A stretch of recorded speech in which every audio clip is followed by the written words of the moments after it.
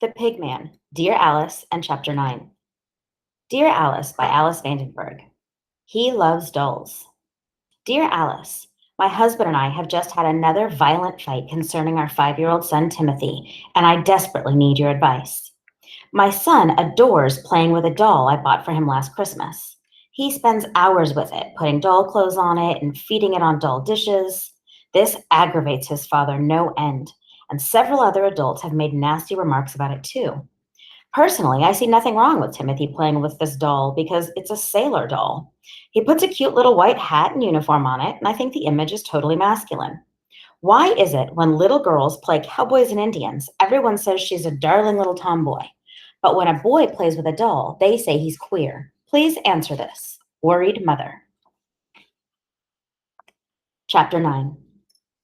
I cut that Dear Alice thing out because it reminded me of Norton, and there are a few other things I gotta tell you about him because he gets involved in this memorial epic a little later on.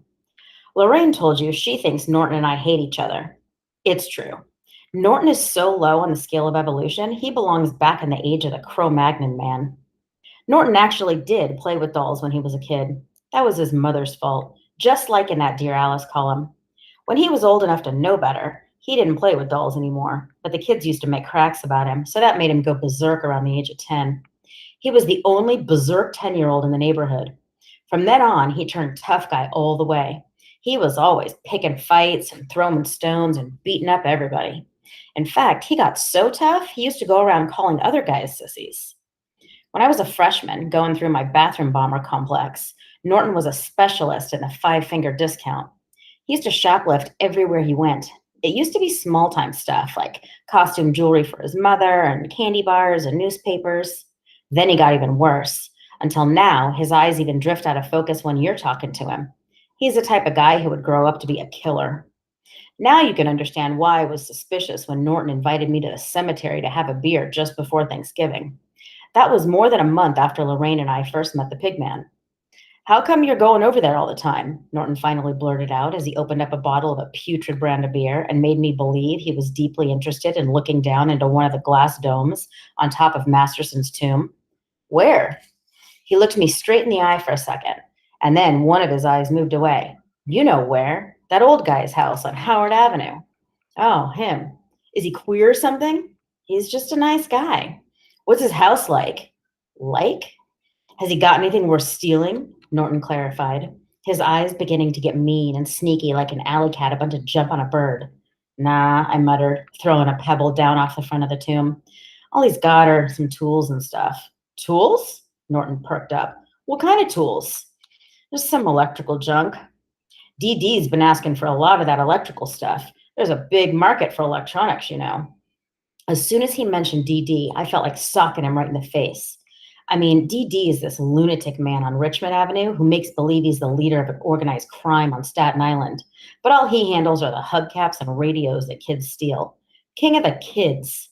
Any TVs or radios? No, I said. Norton had reached a new peak of ugliness that day with the afternoon sun shining down on him. He paused a minute, then took a sip of his beer.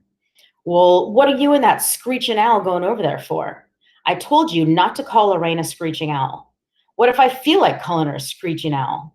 I took a sip of my beer, which was warm as beep, and then looked at him straight in the face. I wasn't scared of him because we were sort of evenly matched. I mean, what would you do about it? Norton grinned. Oh, probably nothing, I said, smiling back at him. Maybe I'd go buy some marshmallows. The grin on Norton's face faded away so quickly you'd think I just stuck a knife into him. You wouldn't happen to know where I could buy some marshmallows, would you? I said, smiling. All right, I'm sorry I called her a screech owl, Norton said, trying to avoid the unavoidable. You got anything more to say to me? I said, standing up. Yeah, Norton nodded slowly and with a return of courage said, if you don't give me a little more information about that old goat, maybe Dennis and me will pay a little visit over there ourselves. I yawned and stretched my arms into the air. Well, I can see this conference is over. Thanks for the beer. Then I threw my empty bottle way in the back of the tomb. I mean, I was really furious by this time, and I started walking down the path from the top and out across the white gravel courtyard. Maybe we'll pay a visit real soon, Norton called out, and I turned to see him standing on top of the tomb. I walked a few steps farther, so I was about 100 yards or so away. Then I spun around. You do that? I yelled at the top of my lungs. You do that, you marshmallow kid. I knew Norton had to make believe he didn't hear that last remark because he would have to run after me and try to bash my head in with a rock otherwise. It's like paranoia in reverse when people are really calling you insulting things and you deliberately pretend they aren't. But I guess I'm just as screwed up as he is. Sometimes I try to figure out why I'm the way I am. Take my drinking, for instance. Johnny wants a sip of beer, Boar used to say in the old days. He got a big kick out of it when I was about 10 years old, and I'd go around emptying all the beer glasses laying around the house. That kid's going to be a real drinker, he'd say in front of company. And then I'd go through my beer drinking performance for everybody, and they'd laugh their heads off. It was about the only thing I ever did that got any attention. My brother was the one everybody really liked, Kenny, the smart college kid. The only thing I did better than him was drink beer.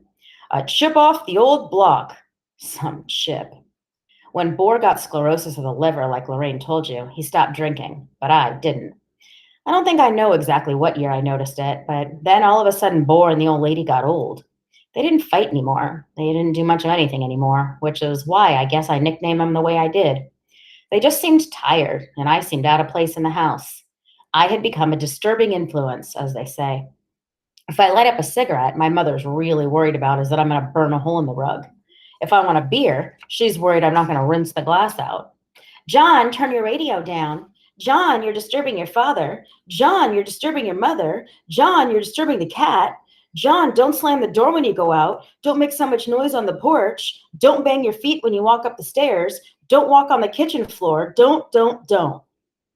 John, please do whatever you like. Make yourself comfortable. If you want something out of the refrigerator, help yourself. I want you to feel at home.